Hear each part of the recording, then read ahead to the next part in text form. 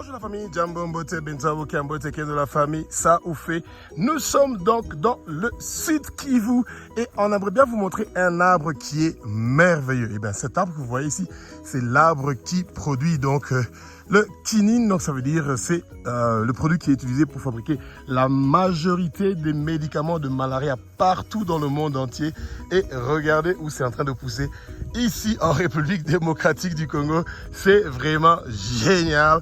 Alors donc pour les gens qui ne savent pas, ces plantes médicinales que nous avons ici, nous avons en grande quantité.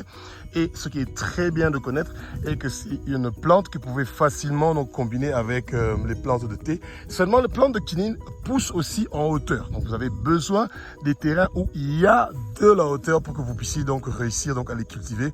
Et c'est une très grande grâce que le Seigneur a fait au Congo de pouvoir avoir des endroits où vous pouvez facilement donc planter ces plantes de la quinine. Là, vous avez donc une jeune plante donc, de quinine. Celle-là doit encore faire ses preuves. Et donc, c'est question d'un peu de temps et ça va devenir donc un arbre grand comme celui que vous venez de voir. Et c'est vraiment magnifique de voir toutes ces richesses que le Seigneur a données donc au Congo.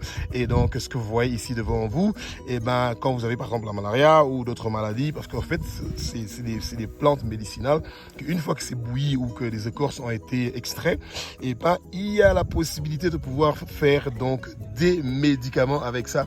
Et ce qui est toujours très dommage dans notre beau pays, le Congo, c'est que la majorité des fois, on vient prendre les matières premières chez nous et ensuite, on les transforme et on nous les retourne pour nous revendre à un prix exorbitant, ce qui n'est pas très juste et surtout qu'on a mal négocié la majorité de nos contrats.